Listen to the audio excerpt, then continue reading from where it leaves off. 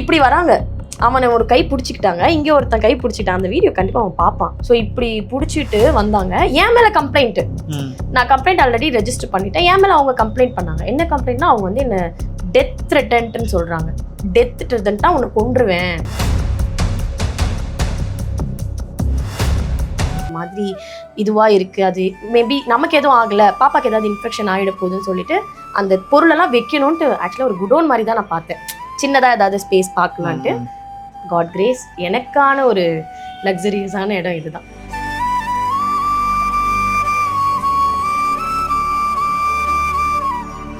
ஜியா ma'am அப்படின்னு சொல்லிட்டு என்னோட சத்யா மேம் என்னோட குரு. இப்போன்னு இல்லை, நான் லைஃப்பில் எவ்வளோ பெரிய பொசிஷன் போனாலும் she is the only one. என்னை சப்போர்ட் பண்ணது.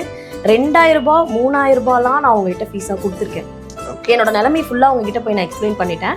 இங்கே 2 பேருக்கு நடுவில் ஒரு மாடல் இருந்தாங்க. அந்த மாடல் தான் வந்து இந்த மேக்கப் ஆர்டிஸ்ட் வந்து நல்ல மேக்கப் ஆர்டிஸ்ட், இவங்க கிட்ட நீ போய் கற்றுக்கோன்னு சொல்லி அவங்களும் அவங்க கிட்ட பேசி அவங்க எனக்காக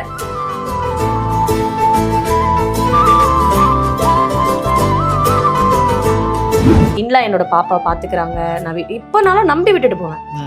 அவங்க அவ்வளோ அக்கறையாக பார்த்துக்கிறாங்க. என் பாப்பா கூட அவங்கள சம்டைம்ஸ் அம்மா அம்மான்னு தான் கூப்பிடுது. என்னையும் கூப்பிடும், அவங்களையும் கூப்பிடும். அந்த அளவுக்கு அவங்க அப்பையிலேருந்தே நான் ஃபீட் பண்ணும் போதெல்லாம் விட்டுட்டு போயிருக்கேன். பால் வந்து ஸ்டோர் பண்ணிட்டு போவேன். அவங்க கொடுத்துற மாதிரி ஃப்ரிட்ஜில் ஸ்டோர் பண்ணி அப்படிலாம் அவங்க எனக்கு பண்ணியிருக்காங்க. அந்த மாதிரி சப்போர்ட் பண்ணனால என்னால் கண்டிப்பாக வந்திருக்க முடியாது. அவங்க தான் ஃபுல் சப்போர்ட். என்னை வந்து தலையில் தட்டி பார்த்துக்கலனாலும் என் பிள்ளைய அழகாக பார்த்து.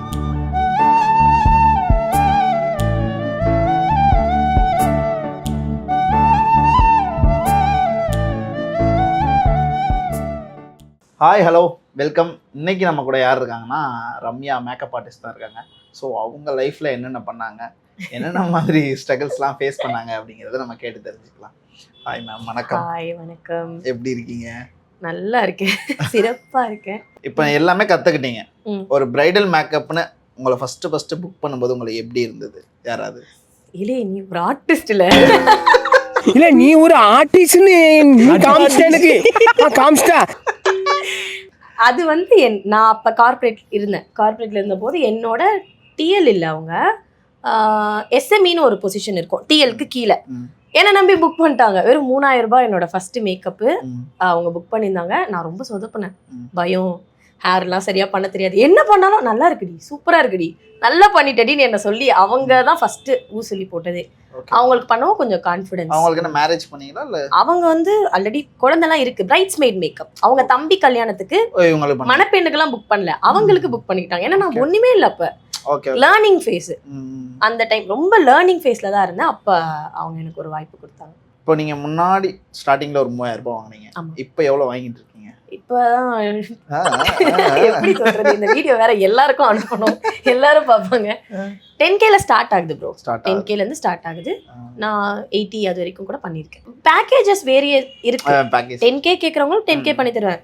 ரொம்ப வந்து பேசுறாங்க எனக்கு ரொம்ப கம்மி பண்ணி கொடுங்கன்னா வித்தவுட் ஜுவல்லரி, வெறும் மேக்கப் மட்டும், ஹேர் ஸ்டைல்லாம் இல்லாம கூட 5K 5,500 நான் ஒர்க் பண்ணி கொடுத்துருக்கேன். அதெல்லாம் பண்ணியிருக்கேன். ஹேர் ஸ்டைல் சாரிலாம் எதுவுமே சேர்க்காம வெறும் 5,000 மேக்கப் பண்ணியிருக்கேன். இப்பவும் பண்ணுவேன். நான் ஃப்ரீயா இருக்கேன், நான் அவைலபிளா அன்னைக்கு இருக்கேன்னா அந்த டே நான் ஏன் வேஸ்ட் பண்ணணும்? அது ஒரு பிரைட்ஸ்மெய்ட் மேக்கப்பா இருந்தா கூட ஐ டூ. அசிஸ்டண்டா கூப்பிட்டா கூட போவேன், ஹேர் ஸ்டைலா கூப்பிட்டா கூட போவேன். அந்த டே நான் வேஸ்ட் பண்ண மாட்டேன். என்னோட ஃப்ரெண்ட்ஸ் சர்க்கிள்ல இருக்காங்க, அவங்க ஹேர் ஸ்டைலிஸ்ட் வேணும்னு ஸ்டேட்டஸ் போட்டாங்கன்னா கூட ஒரு 1500 பேனா கூட நான் போவேன். நான் சும்மா தானே இருக்கேன். அன்னைக்கு டே நான் வேஸ்ட் பண்ண மாட்டேன். இப்போ ஒருத்தவங்க வந்து மேக்கப் ஆர்டிஸ்ட் ஆகணும்னா அந்த பிகினருக்கு நீங்க என்ன சொல்லணும் விரும்புறீங்க? மேக்கப் ஆர்டிஸ்ட் ஆகணுமா வேண்டாமா, என்ன சொல்ல? இல்ல, இப்போ ரீசெண்டா நான் நிறைய வீடியோஸ் அண்ட் இன்ஸ்டாகிராம்ல பாக்குறது வந்து ஆகவே ஆகாதீங்க, மேக்கப் ஆர்டிஸ்டா படிக்கவே படிக்காதீங்க அப்படிலாம் நிறைய பெரிய பெரிய ஆர்டிஸ்டே சொல்றாங்க. நல்லா ஏர்ன் பண்ணிட்டு இருக்க ஆர்டிஸ்டே யாருமே வராதிங்க, ஃபீல்ட்ல கத்துக்கவே கத்துக்காதீங்கன்னு சொல்றாங்க. ஸோ நான் வந்து வெல்கம் தான் பண்ணுவேன். இப்போ எவ்வளோ ஆர்டிஸ்ட் இருக்கட்டும், எவ்வளோ பெரிய பெரிய ஆர்டிஸ்ட் இருக்காங்க, ஒரே ஒரு பெரிய ஆர்டிஸ்ட் கிட்டே எல்லாரும் புக் பண்றாங்க. நிறைய ஆர்டிஸ்ட் இருக்காங்க, அவங்கவுங்க ஒரு ஐ லுக்னா இந்த மேம் தான், கிளாஸ் ஸ்கின்னா எங்க மேம் தான், அந்த மேம் தான், இந்த மேம் தான். ஒரு லுக்குக்குன்னு ஒரு சிக்னேச்சர் வச்சிருக்காங்களே, உங்களுக்கான சிக்னேச்சரை நீங்க கிரியேட் பண்ணா அவங்க கிட்ட ஓடி வர போறாங்க. எது கத்துக்கிட்டாலும் பொறுமையா கத்துக்கணும், அழகா கத்துக்கணும், அவதியா கத்துக்க கூடாது, உண்மையா இருக்கணும், குவாலிட்டியா பண்ணணும், அப்ப முன்னேறலாம். பொறுமையா இருக்கணும். இப்பெல்லாம் நிறைய பேர் அவசரப்படுறாங்க, அந்த மாதிரி படக்கூடாது. இப்ப நிறைய பிரைடல் மேக்கப்ஸ் வந்துகிட்டு இருக்கு. இப்போ ட்ரெண்டிங்ல போயிட்டு இருக்க பிரைடல் மேக்கப் என்னது? கிளாஸ் ஸ்கின் இப்போ வரைக்கும் குறையிலையே. கிளாஸ் ஸ்கின்ங்கிறது நடுவில் ட்ரெண்ட் ஆச்சு. இப்போ வரைக்குமே கிளாஸ் ஸ்கின் என்ன இப்போ அதில் ஒரு சின்ன டிஃப்ரென்ஸ்னா ஹேர் ப்ரஷோட கிளாஸ் ஸ்கின் கேட்குறாங்க. ஸோ கிளாஸ் ஸ்கின்னோட ஹைப் குறையவே குறையல. ஃபர்ஸ்ட்லாம் மேக்கப்னாலே HD, ஐ டிஃபைன்டு மேக்கப், ஐ டிஃபைன்ட் இப்படி தான் சொல்லுவாங்க. பட் இப்போ ரீசெண்டாக கிளாஸ் ஸ்கின்னுங்கிறது ரொம்ப ட்ரெண்ட் ஆயிருக்கு. அதில் இப்போ hair brush with class skin அதுதான் ட்ரெண்ட். அது ரொம்ப நாளாவே ட்ரெண்ட்ல இருக்கு. அது அதோட மவுஸ் குறையவே இல்லை. ஸோ அது கற்றுக்கிட்டா நல்லா ஆமாம், ஹேர் ப்ரஷோட கற்றுக்கிட்டா நல்ல ஒரு ஏர்னிங்ஸ் பார்க்கலாம். ஒரு லக்ஸரியான பேக்கேஜ் அதில் கொடுக்கலாம். சரி, இப்போ மேக்கப்லேயே வந்து நிறைய இப்போ வாட்டர் ப்ரூஃப் அந்த இதெல்லாம் மாதிரிலாம் வருது. அதெல்லாம் உண்மையா? நீங்கள் தான் டச் ஆனால் வருங்கிறீங்க. ஆமாம், நிறைய பேர் தண்ணி எல்லாம் ஊற்றி காமிக்கிறாங்க வாட்டர் ப்ரூஃப். வாட்டர்ன்றது அவங்க விடுறது எல்லாமே வந்து மினரல் வாட்டர்ஸ், பைப்ல வர டேப் வாட்டர்ஸ். ஸ்வெட்டுங்கிறது சால்ட் வாட்டர் வச்சு ட்ரை பண்ண மாட்டாங்க. உப்பு கலந்து அதை போட்டு தெளிக்க சொல்லுங்க, கண்டிப்பா வந்துடும். நமக்கு செக்ரேஷன் வந்து சால்ட்டி, அது பண்ணா கண்டிப்பா ட்ரான்ஸ்ஃபர் ஆகும். சும்மா நம்ம யூஸ் பண்ற ஸ்ப்ரேஸ் எல்லாமே வாட்டர் பேஸ்ல தான் இருக்கும், அது நமக்கு ரிமூவ் ஆகாது. ஸோ அதுவே தான் வாட்டரும். தண்ணி ஊத்திலாம் செட் பண்ணுவோம் மேக்கப். இந்த ஸ்ப்ரே இருக்குல்ல வாட்டர், அதே வச்சு செட் பண்ணுவோம். அப்ப எப்படி அது ரிமூவ் ஆகும்? ஓ, அப்போ வந்து வீடியோல ஏமாத்துறாங்கறீங்களா தண்ணியை ஊற்றி? நான் சொல்லலப்பா, நான் இதுக்கும் வரல. இப்போ மேக்கப் வந்து லாங் லாஸ்டிங்காக இருக்கிறதுக்கு வந்து பொண்ணுங்க ஃபாலோ பண்ண வேண்டிய ஒரு 2-3 டிப்ஸ் ஏதாவது சொல்லுங்க. ஓகே, ஃபர்ஸ்ட் வந்து இப்போ உங்களுக்கு ஸ்வெட் ஆகுது. இப்போ என்ன மேக்கப் எப்படி பண்ணாலுமே ஸ்வெட் ஆனால் டச் பண்ணால் ட்ரான்ஸ்ஃபர் ஆகும். இப்போ இந்த ட்ரான்ஸ்ஃபர் ப்ரூஃப் மேக்கப் அப்படிலாம் சொல்கிறாங்க, எனக்கு அதில் பெரிய நம்பிக்கை கிடையாது.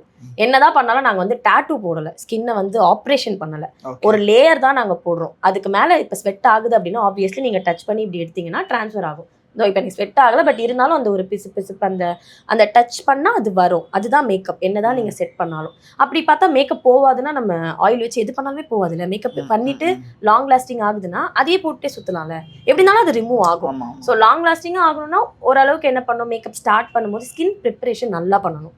அவங்க ஸ்கின்னுக்கு ஏற்ற மாதிரி ஸ்கின் பேஸ் நல்லா போட்டு இந்த ஐஸ் கியூப்லாம் வச்சு நல்லா மசாஜ் கொடுத்தா அந்த ஸ்கின் கொஞ்சம் ரிலாக்ஸேஷன், அந்த பிரைடே ஃபீல் பண்ணுவாங்க.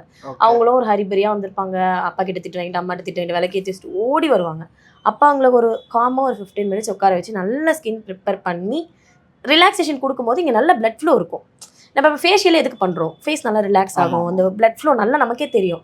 அந்த மாதிரி ரிலாக்ஸாக அந்த பேஸை பண்ணிவிட்டு மசாஜ் பண்ணிவிட்டு ஸ்டார்ட் பண்ணால் கண்டிப்பாக லாங் லாஸ்டிங்காக இருக்கும். நீங்க இப்ப செலிபிரிட்டிஸ்லாம் மேக்கப் பண்ணிருக்கீங்களா? பண்ணிருக்கேன். யாருக்கு பண்ணிருக்கீங்க? நிறைய பேர் பண்ணிருக்கேன். சரி, உங்களுக்கு பண்ணதுல ரொம்ப பிடிச்ச யாருக்கு பண்ணீங்க? எனக்கு ரொம்ப பிடிச்சதுன்னா அர்ச்சனா மேம் ரொம்ப பிடிச்சிருந்துச்சு. யார்? பிக் பாஸ் மேம் அர்ச்சனா ரொம்ப நான் ஹேண்டில் பண்ணதுலேயே வந்து அதிக ஃபாலோவர்ஸ் வச்சுருந்தவங்க அவங்க. ஓகே. ஸோ 1 மில்லியனுக்கு மேலே வச்சுருக்காங்க. அவங்க கொஞ்சம் ஆட்டிடியூட் காட்டுவாங்கன்னு நினச்சி பயந்துட்டே தான் போனேன். ஒரு டே ஃபுல்லாக த்ரூ அவுட் த ஜர்னி அவங்களோட நான் இருந்தேன். காசா கிராண்ட் ஈவெண்ட்டுக்கு ரொம்ப பொலைட்டாக இருந்தாங்க, ரொம்ப ஸ்வீட்டாக இருந்தாங்க. அவங்க எப்படி சொல்கிறது, வா உட்காரலாம், வா தலை உட்காரு தலை சாப்பிட்லாம் தலை, அந்த மாதிரி டோனில் பேசினாங்க. எனக்கு அது ரொம்ப ஆச்சரியமாக இருந்துச்சு. என்னடா டைட்டில்லாம் வின் பண்ணியிருக்காங்க, கிட்ட போவே சொல்லுங்க சாமின்னு போனேன். பட் அவங்க செம்ம ஸ்வீட்டு. ஸோ இந்த பாண்டியன் ஸ்டோர்ஸில் மயிலுன்னு ஒரு கேரக்டரில் பண்ணுவாங்க, சரண்யா ஜுராத்தி மேம். அவங்களும் நான் எக்ஸ்பெக்டே பண்ணல. அவங்களும் மில்லியன்ஸ் ஆஃப் ஃபாலோவர்ஸ் வச்சுருக்காங்க. ரொம்ப பொலைட்டாக அவங்க வீட்டுக்கு கூப்பிட்டு ஜூஸ்லாம் போட்டு எனக்கு கொடுத்து குடி, அப்புறமா ஸ்டார்ட் பண்ணலாம் மேக்கோவர்லாம் சொன்னாங்க. அதெல்லாம் ரொம்ப டூ மச் ஆச்சு. எனக்கு ஜூஸ் போட்டு எனக்கு பிரைடே அப்படிலாம் பண்ண மாட்டாங்க சம்டைம்ஸ். ஆமாம் சீக்கிரம் மேக்கப் ஸ்டார்ட் பண்ணுவோம் அப்படி சொல்கிற பிரைடுக்கு மத்தியில் என்ன உட்கார வச்சு ஜூஸ் போட்டு கொடுத்து என்ன மேக்கோவர் ஸ்டார்ட் பண்ணுன்னு சொன்னவங்க சரண்யா ஜுராத்தி. ஓகே, நீங்கள் எதுக்காக மேக்கப் ஆர்டிஸ்ட் ஆகணும்னு ஆசைப்பட்டீங்க? ஆக்சுவலாக இந்த ஜேர்னி ஸ்டார்ட் ஆகும்போது நான் மேக்கப் ஆர்டிஸ்ட்னு ஸ்டார்ட் பண்ணல. அவர் இந்த பியூட்டிஷியன் கோர்ஸ்லாம் இருக்கும்ல, இந்த இலவச பயிற்சி மையம் சொல்லிட்டு. ஸோ அப்போ நான் காலேஜ் முடிச்சப்ப I cannot afford that much. So அவங்க என்ன சொல்லிட்டாங்க, இலவசமாக சொல்லித்தரேன்னு சொல்லிட்டு ஆக்சுவலாக ஒரு ஸ்கேமில் தான் போய் மாட்டினேன்.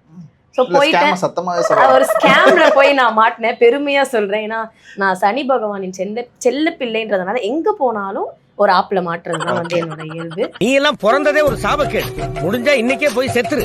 ஸோ ஃப்ரீன்னு சொன்னாங்க, போய் ஜாயின் பண்ணேன். ஆனால் வந்து சர்டிஃபிகேஷன் அது இதுன்னு சொல்லிட்டு ஒரு 3-5-4K கிட்ட எடுத்துகிட்டு போயிட்டாங்க. ஆனால் சத்தியமாக சொல்ல சூப்பராக சொல்லி கொடுத்தாங்க. இந்த சின்ன மீன் போட்டு பெரிய மீன் பிடிப்பாங்கன்ற கதை இருக்குல்ல, அந்த மாதிரி தான். ஸோ பரவாயில்லையே, பியூட்டிஷியனே நல்லா சொல்லி தராங்களே, அப்போ அவங்க கிட்ட மேக்கப் கோர்ஸும் கற்றுக்கலான்னு சொன்னேன். பட் அப்போ தான் எனக்கு தெரியும் பியூட்டிஷியன் சொல்லி கொடுத்தவங்க அவங்க அசிஸ்டன்ட்டு. அவங்க சூப்பராக சொல்லி கொடுத்தாங்க. இவங்களே சொல்லி தராங்களே, இவங்களுக்கு மேல ஒருத்தங்க இருக்காங்க சூப்பரா சொல்லி தருவாங்க, நம்பி போனேன். பெரிய ஆப்பா வச்சுட்டாங்க.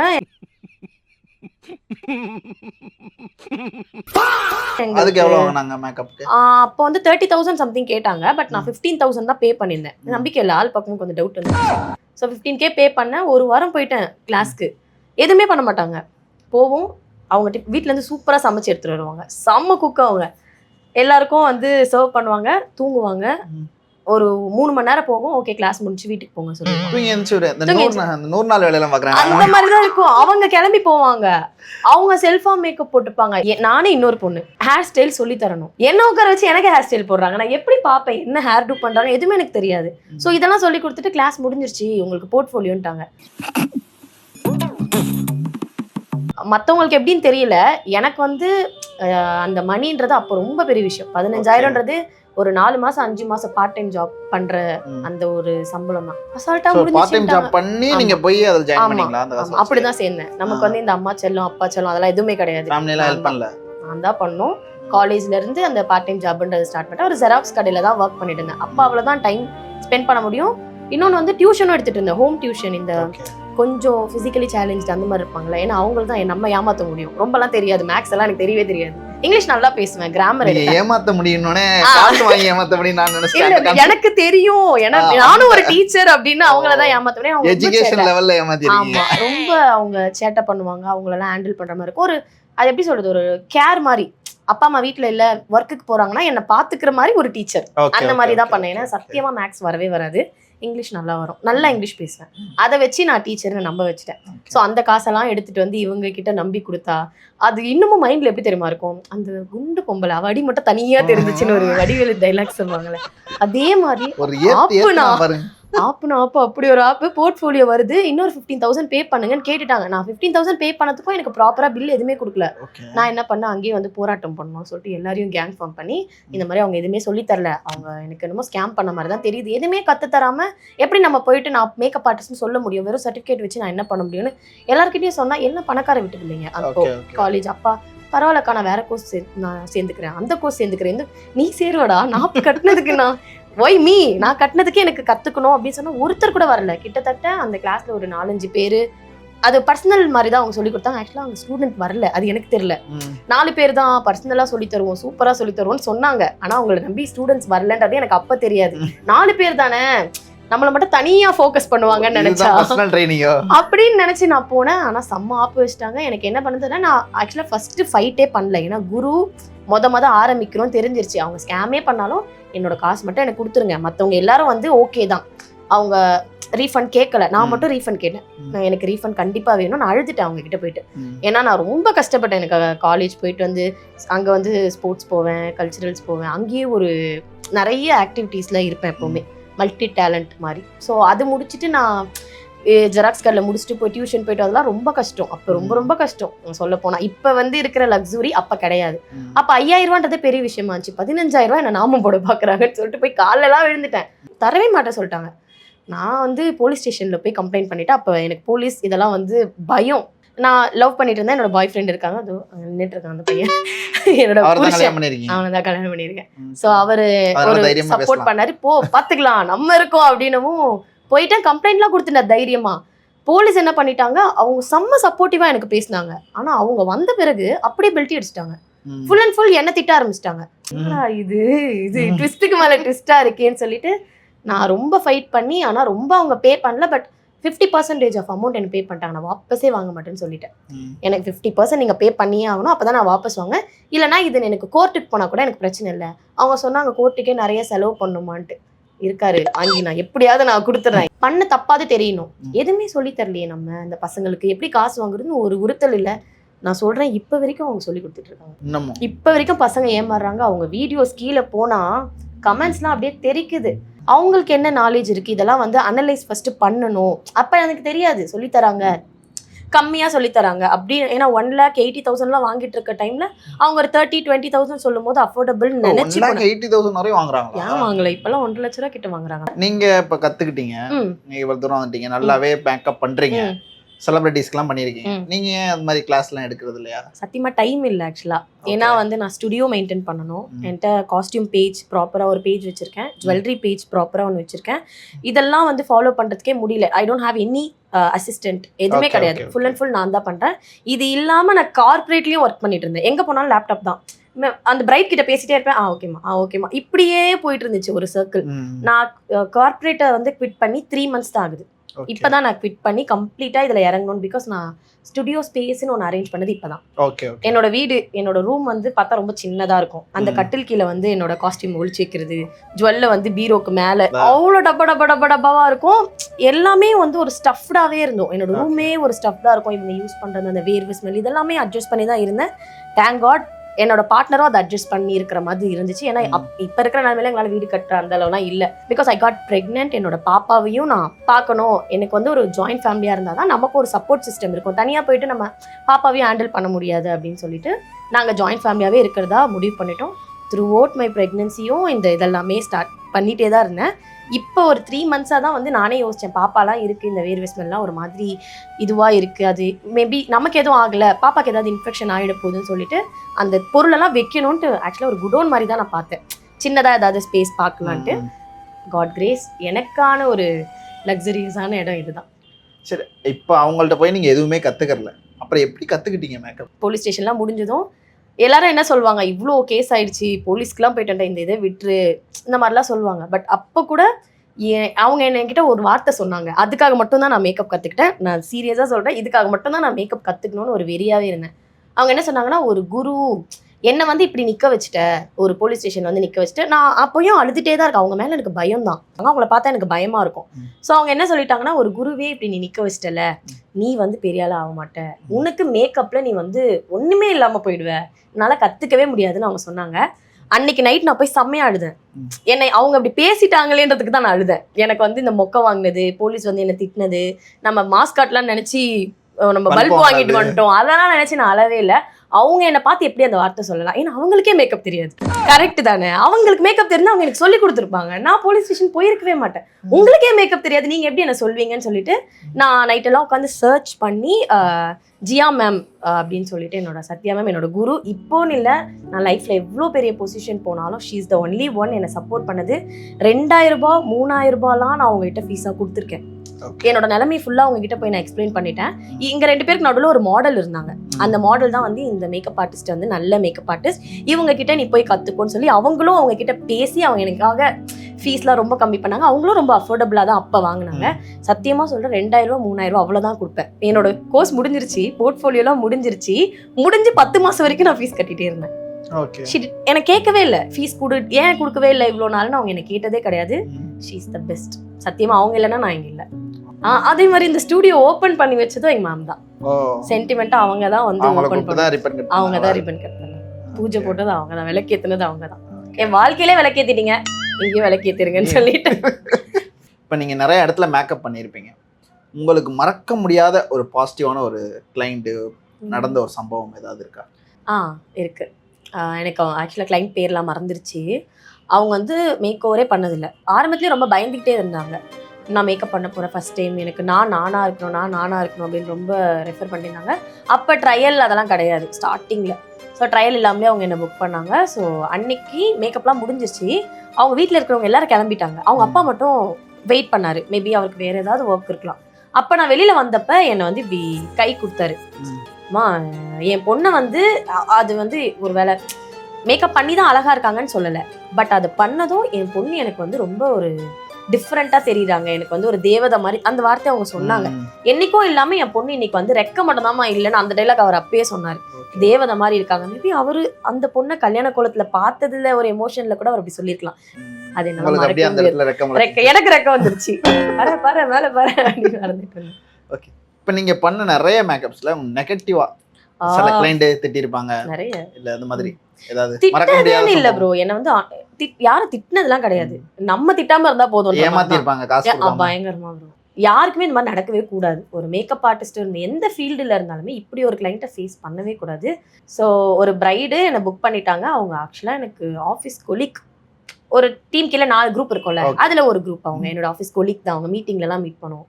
ஸோ அவங்க மேக்கப் புக் பண்ணிட்டாங்க. எனக்கு பாப்பா கன்ஃபார்ம் ஆகி 43 days எனக்கு பாப்பா கன்ஃபார்ம் ஆகி வீட்டில் போகவே போகாதுன்னு சொல்லிட்டாங்க. ஸோ வீட்டில் வேணான்னாங்க. பட் எங்கள் ஹஸ்பண்ட் வந்து ஒன்று தான் சொன்னார், உனக்கு போகணும்னா நான் வரேன், நான் கூட்டிகிட்டு போகிறேன், நீ தனியாக போக வேண்டாம், போக வேணான்னா இட்ஸ் ஓகே, அது உன்னோட இட்ஸ் அப் டு யூன்னாங்க.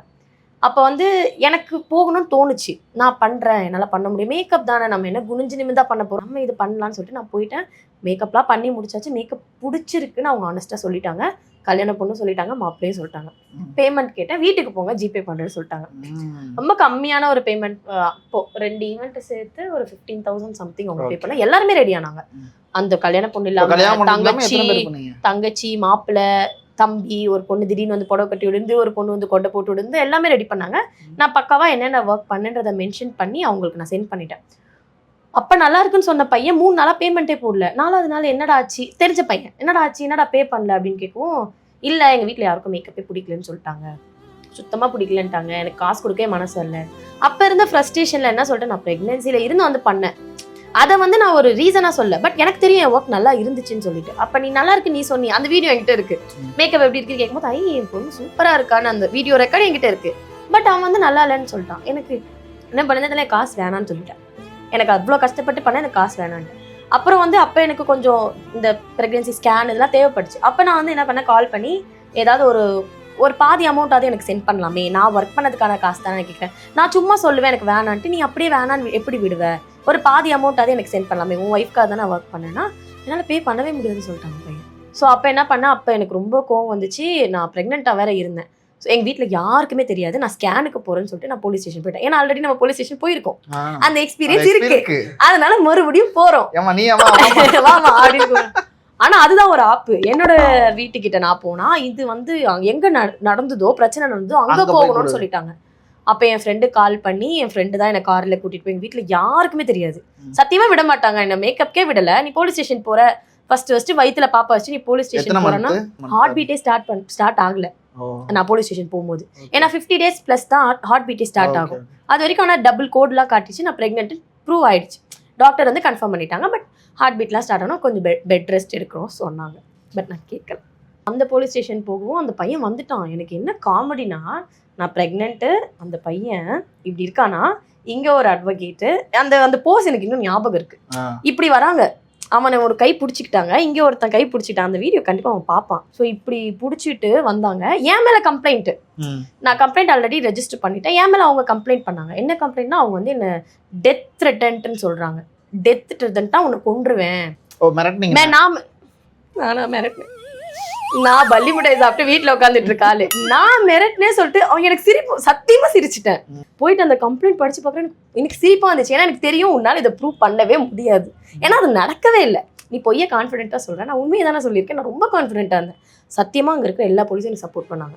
போலீஸோட வேனில் தான் வந்தேன். நான் வரும்போது என் கையில் வந்து ஃப்ரூட்ஸ் இருந்துச்சு, ஸ்வீட் இருந்துச்சு, நிறைய வாங்கி கொடுத்து என்னை போலீஸ் கேரி பண்ணி அனுப்பிச்சி விட்டாங்க. அந்த பையன் வந்து இந்த மாதிரி கம்ப்ளைண்ட் கொடுக்கவும் நான் ஒரே ஒரு கேள்வி தான் கேட்டேன், நான் டெத் த்ரெட்டன் சொன்னேன், நான் உன்னை கொலை பண்ணுவேன் மிரட்டினேன்னு அவன் சொன்னால, அதை எனக்கு ப்ரூவ் பண்ணுங்க அப்படின்னு நான் ஒரே இதில் தான் நின்றேன். எனக்கு எதுவுமே வேண்டாம், எனக்கு காசு வேணாம், எனக்கு நியாயம் வேணாம், எதுவும் வேணாம், நான் மிரட்டினேன் சொன்னேன், எனக்கு ப்ரூவ் பண்ணணும். திணறிட்டான், ஒண்ணுமே பண்ண முடியல அவனால. அவன் என்ன சொல்றான், கால் ரெக்கார்ட் எடுங்க அப்படின்னு. அவ்வளவுதான். அவங்க அட்வொகேட்ஸ், ஆனா அட்வொகேட்ஸ்லாம் இவ்வளோ டவுன் டு எர்த் ஆறாங்கன்னு எனக்கு தெரியவே இல்லை. அந்த பையன் தப்பு பண்றான்னு தெரிஞ்சு அவனுக்கு சப்போர்ட் பண்ணாங்க. ரொம்ப வஸ்டா சப்போர்ட். அவங்க கிட்டே நான் கேட்டேன், அதுவும் போலீஸ் கேட்டாங்க. அதுவும் ஒரு எந்த சாபம் வேணா எடுத்துக்கோப்பா, பெண் சாபம் பொல்லாது, அந்த புள்ளத்தாச்சி சாபம் பொல்லாதுன்னு நான் பாத்துக்கிறேன்றான். பரவாயில்ல, நீங்க என்ன வச்சு அடிச்சுக்கோங்க, லாக்கப் வச்சு அடிச்சுக்கோங்க, நான் காசு தர மாட்டேன். ஆனா அட்வொகேட் எல்லாருக்கும் பே பண்ணி தான் அவன் கூப்பிட்டு மறக்கவே மாட்டேன். ஃபர்ஸ்ட் கிளைண்ட் போலீஸால வந்து டிஃபெண்ட் பண்ணி காசு வாங்கி தர முடியல. நான் ஆனா வேணான்னு சொல்லிட்டேன். பட் ப்ரூவ் பண்ணிட்டேன், நான் வந்து அவனை மிரட்டலன்றதை அவன் வாயில ஒத்துக்கிட்டான். அதுதான் இதுல கிடைச்ச ஒரு வெற்றி. மேபி நல்லா இருக்கும். இந்த நீங்க பிரெக்னன்சியா இருக்கும்போது இது மாதிரி ப்ராப்ளம்ஸ் வந்துச்சு, அதுக்கப்புறமும் நீங்க உங்க வீட்டுல மேக்கப் பண்ண அனுப்பிச்சாங்களா உங்களுக்கு பிரெக்னன்சியா இருக்கும்போது? அது ஆனா ரொம்ப பெரிய அடிதான் பட்டோம், இனிமே விடுறது கஷ்டம் தான் அப்படின்னு நினைச்சேன். பட் அதுக்கப்புறம் நான் சொல்லிட்டேன், இந்த மாதிரி போலீஸ் கேஸ் ஆனது எல்லாத்தையும் வந்து உட்காந்து ஒப்பிச்சிட்டேன். என்னால வந்து முடியாது, நான் வரும்போதே அழுதுட்டே வந்தேன், என்னை ஏமாத்திட்டான்டா உள்ள வந்ததுமே, உன்னை யாரும் ஏமாத்தினா வாடி உள்ள, இந்த மாதிரி ஏமாத்திட்டான்டா அப்படின்னு எல்லாமே சொல்லிடுவேன். எனக்கு சீக்ரெட்ஸ் அதெல்லாம் எதுவுமே வச்சுக்க முடியாது. இப்பயே தெரியுதுல, உங்களோட நான் தான் அதிகமா பேசுறேன். அப்ப வீட்டுல என் புருஷன் கிட்ட நான் எவ்வளவு பேசுவேன். சோ உட்கார வச்சு மொத்தத்தையும் வாய்ப்பாடா ஒப்படைச்சிட்டேன். ஸோ அதுக்கப்புறமும் அவங்க சொன்னது இதுதான், உனக்கு பண்ணணும்னா நீ பண்ணு, நாங்க இருக்கோம், பண்ண வேணாம்னா மூலையில் படுத்துக்கோ, எனக்கு பிரச்சனையே இல்லை, அதையும் நான் பாத்துக்கிறேன். நீ உன்னால சம்பாதிக்கவே முடியாதனாலும் உன்னை நான் பாத்துக்க முடியும், நீ சம்பாதிக்கிறனாலும் உன்னை அதுக்கேற்ற மாதிரி என்னால பூஸ்ட் பண்ண முடியும் தான் ரெடியா இருந்தாங்க. இதுல வந்து என்னோட புருஷன் கூட என்ன லவ் பண்ணிட்டான், என்ன கல்யாணம் பண்ணிட்டான்னு ஒரு தலையெழுத்துன்னு விட்டுருங்க, என்னோட இன்லா ரொம்ப சப்போர்ட் பண்ணாங்க. மற்றவங்களாம் கூட அவங்களே கொஸ்டின் கேட்டிருப்பாங்க. இப்போ எங்கள் அம்மா வந்தாலும் கேட்டிருப்பாங்கல்ல, என் பொண்ணு வேலைக்கு போகுது விட்றீங்க, அந்த மாதிரி நிறைய கொஸ்டின் அவங்களையும் கேட்டிருப்பாங்க. பட் அவங்க எனக்காக டிஃபெண்ட் எடுத்து இப்போ வரைக்கும் நான் இவ்வளோ பண்ணியிருக்கேன்னா இதுக்கு ஒரு பேக் போன்னா நான் புருஷன்லாம் சொல்ல மாட்டேன். எங்கள் இல்லா எனக்கும் அவங்களுக்கும் அவ்வளோ லவ் அவ்வளோ அதெல்லாம் இல்லை. பட் சப்போர்ட், நீ பண்ணு நான் இருக்கேன்னு சொல்றது எத்தனை பேர் சொல்லுவாங்க? எங்கள் அம்மாவே சொல்ல மாட்டாங்க, நான் போய் தூங்க போகிறேன் நீ எதையாவது பண்ணிக்கோ அப்படி சொல்லுவாங்க. பட் இல்லா என்னோட பாப்பா பார்த்துக்கிறாங்க. நான் இப்போனாலும் நம்பி விட்டுட்டு போவேன். அவங்க அவ்வளோ அக்கறையாக பார்த்துக்கிறாங்க. என் பாப்பா கூட அவங்கள சம்டைம்ஸ் அம்மா அம்மான்னு தான் கூப்பிடுது. என்னையும் கூப்பிடும் அவங்களையும் கூப்பிடும். அந்த அளவுக்கு அவங்க அப்பையிலேருந்தே நான் ஃபீட் பண்ணும் போதெல்லாம் விட்டுட்டு போயிருக்கேன். பால் வந்து ஸ்டோர் பண்ணிட்டு போவேன். அவங்க கொடுத்துற மாதிரி ஃப்ரிட்ஜில் ஸ்டோர் பண்ணி அப்படிலாம் அவங்க எனக்கு பண்ணியிருக்காங்க. அந்த மாதிரி சப்போர்ட் பண்ணனால என்னால் கண்டிப்பாக வந்திருக்க முடியாது. அவங்க தான் ஃபுல் சப்போர்ட். என்னை வந்து தலையில தட்டி பார்த்துக்கலனாலும் என் பிள்ளைய அழகாக பார்த்துப்பாங்க. ஓகே, இப்போ நீங்கள் மேக்கப் பண்ண போகிற இடத்துல வந்து எனக்கு இந்த மாதிரி வேணும் அப்படின்னு ஏதாவது எடுத்து காமிச்சிரு. நிறைய நிறைய நோண்டுவாங்களே. நான் தென்னறிலாம் இருக்கேன். அந்த ஐ லுக்லாம் பார்த்தாலே லைட்டாக அப்படியே படப்படக்கும் அந்த மாதிரிலாம் இருக்கு. நான் கன்வின்ஸ் பண்ணுவேன் இந்த மாதிரி பண்ண. ஆனால் பண்ணாலும் ரொம்ப ஹெவியாக இருக்கும். ரொம்ப நார்த்து ரொம்ப ஓவராக எடுத்து காட்டுவாங்க. ஒரு சில ஃபேஸ் ஸ்ட்ரக்சருக்கு இப்படி தான் பண்ணணும்னு ஒரு ரூல் இருக்கும்ல, அதை நான் உங்களுக்கு புரிய வைப்பேன். புரிஞ்சுக்கிறவங்க புரிஞ்சுப்பாங்க, இல்லாதவங்களுக்கு பூசுங்கன்னா பூசிடுவேன். அவங்க ஸ்கின் டோனை விட ரொம்ப பிரைட்டாக கேட்டாங்கன்னா பண்ணுவேன். அது பிரைடோட விருப்பம். பட் நான் ப்ரிஃபர் பண்ணுறது எப்போவுமே எல்லா ஸ்கின்னுமே அழகாக இருக்கும். நீங்கள் டீப்பாக இருந்தாலும் சரி, டஸ்கியாக இருந்தாலும் சரி, ஃபேராக இருந்தாலும் சரி, எல்லாமே அழகாக இருக்கும். அதுக்கேற்ற ஸ்கின் ஃபினிஷாக போனால் சூப்பராக இருக்கும். பட் ஒரு சிலர் பிரைட்டாக கேட்பாங்க, அவங்களுக்கு நான் பிரைட்டாக பண்ணுவேன். இப்போ உங்களுக்கு சோசியல் மீடியா வந்து எவ்வளோ ஹெல்ப் பண்ணியிருக்கு? சோறு போடுதுங்க. அதான் சோறு போடுது. சோறே அதாங்க போடுது. அதுதான் சோசியல் மீடியா வச்சு தான் இப்போ உங்களுக்கு கிளைண்ட்ஸு எல்லாமே. எவ்ரிதிங். அடுத்து ஃபியூச்சர் பிளான் என்ன? ஸோ இப்போ பண்ணிட்டு இருக்கிறத தாண்டி ஒரு கம்ப்ளீட்டாக ஒரு வெட்டிங் பேக்கேஜ் மாதிரி பண்ணி தரலாம். இந்த ஃபுட்டுலேருந்து ரிட்டர்ன் கிஃப்ட்ஸ்லேருந்து ஈவெண்ட், அந்த ஈவெண்ட்டே எடுத்து நடத்துகிற மாதிரி ஒரு பொசிஷன் போய் நிற்கலாம். நம்ம கிட்ட வந்தால் A to Z இருக்குது. அந்த மாதிரி ஒரு கெத்தான ஒரு பொசிஷனில் போய் நிற்கலாம் அப்படின்னு இருக்கோம். இப்பயும் இருக்குது நம்ம கிட்ட. எல்லாத்துக்குமே ஆள் இருக்கு. பொண்ணு மட்டும் பார்த்தா போதும். எஸ், A to Z எல்லாத்தையும் முடிச்சிருவோம் உங்களுக்குன்ற மாதிரி. வரவேற்புலேருந்து ரிட்டர்ன் கிஃப்ட் வரைக்கும் நாங்கள் வச்சுருக்கோன்ற மாதிரி. A to Z Ramya event management RV அதாங்க எல்லாம். நம்பி வாங்க, நம்பிக்கையா போங்க. நம்பி வாங்க, சந்தோஷமா போங்க. நன்றி, வணக்கம்.